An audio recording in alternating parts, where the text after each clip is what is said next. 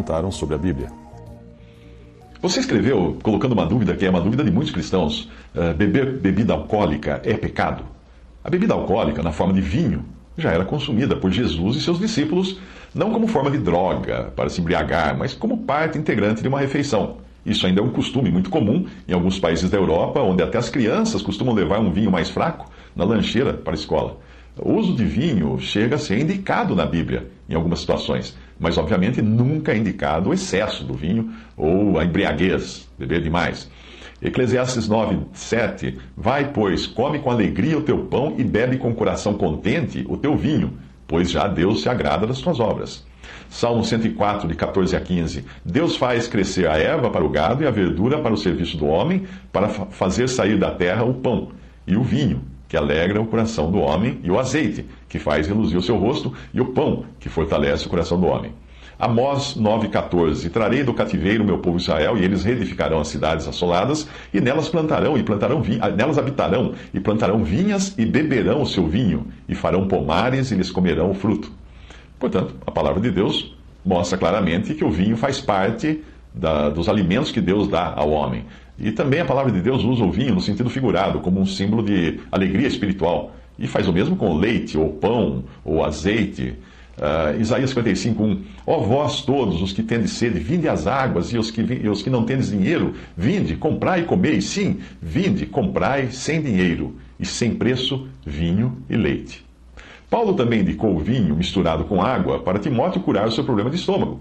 1 Timóteo 5,23: Não bebas mais água só, mas usa de um pouco de vinho por causa do teu estômago e das tuas frequentes enfermidades. Na realidade, fica a dúvida aí se ele mandou misturar com água o vinho ou apenas disse para não beber apenas água, mas também tomar um pouco de vinho por causa das enfermidades no estômago. Muitos cristãos, na melhor das intenções de livrar as pessoas dos efeitos maléficos do excesso de álcool e da embriaguez, costumam fazer campanha pela erradicação completa da bebida alcoólica na vida do crente. Mas isso é como aquela história do sitiante que, para acabar com o carrapato, matou a vaca. Quando nós perdemos de vista o lugar que o vinho ocupa na Bíblia, nós perdemos também de vista todo o significado espiritual que Deus quis nos passar ao usar o vinho, tanto na forma real como na forma simbólica. Nós nunca devemos nos esquecer de que o primeiro milagre de Jesus foi justamente resolver o problema da falta de vinho numa festa de casamento. E o vinho que ele fez a partir da água foi elogiado como o melhor da festa. João 2,10: E disse-lhe: Todo homem põe primeiro o vinho bom, e quando já tem bebido bem, então o inferior, mas tu guardaste até agora o bom vinho. Mas é inegável que a Bíblia condena a embriaguez ou qualquer tipo de excesso. Efésios 5,18 diz: Não vos embriagueis com vinho, em que há contenda, mas enchei-vos o espírito. Os efeitos destrutivos da embriaguez, veja bem, da embriaguez e não do beber consciente do vinho como parte da refeição.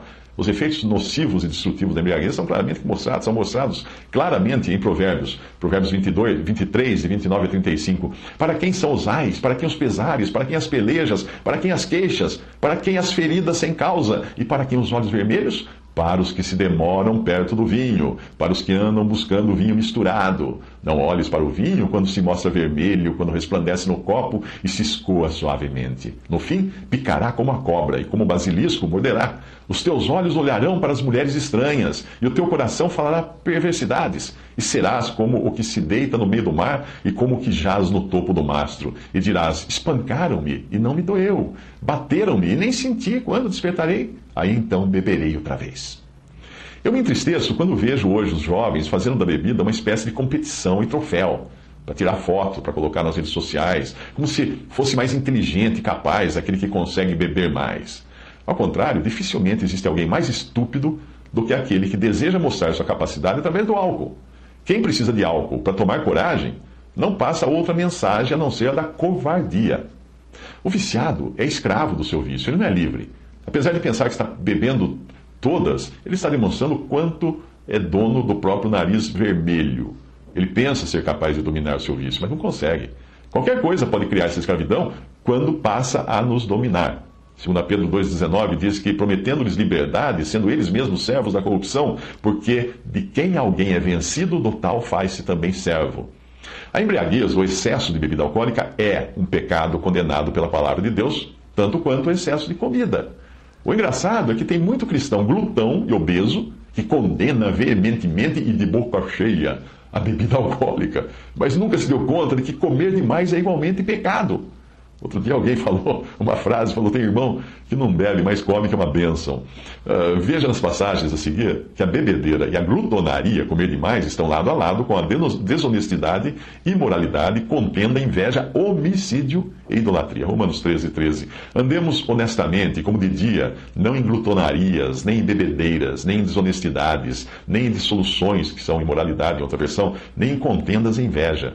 Gálatas 5:21, invejas, homicídios, bebedices, glutonarias e coisas semelhantes a estas, acerca das quais vos declaro, como já antes vos disse, que os que cometem tais coisas não herdarão o reino de Deus. 1 Pedro 4:3, porque é bastante que no tempo passado da vida fizéssemos a vontade dos gentios, andando em dissoluções, concupiscências, borrachices, glutonarias, bebedices e abomináveis idolatrias. Percebe? Tudo anda lado a lado, todo exagero, tanto de comida como de bebida. Como saber quando parar de comer ou de beber? Fazendo a seguinte pergunta: será que o próximo prato ou o próximo copo é para a glória de Deus? Em 1 Coríntios 10, 31 a 32 diz: portanto, quer comais, quer bebais ou façais outra qualquer coisa, fazei tudo para a glória de Deus. Portai-vos de modo que não deis escândalos, nem aos judeus, nem aos gregos ou gentios, nem a igreja de Deus. 1 Coríntios 6,12, todas as coisas me são lícitas, mas nem todas as coisas me convêm. Todas as coisas me são lícitas, mas eu não me deixarei dominar por nenhuma. E antes que você me escreva dizendo que o vinho na Bíblia não tinha álcool, eu devo avisá-lo de que suco de uva não dura muito tempo sem fermentar. E a pasteurização do suco de uva que nós temos hoje não existia no tempo da Bíblia.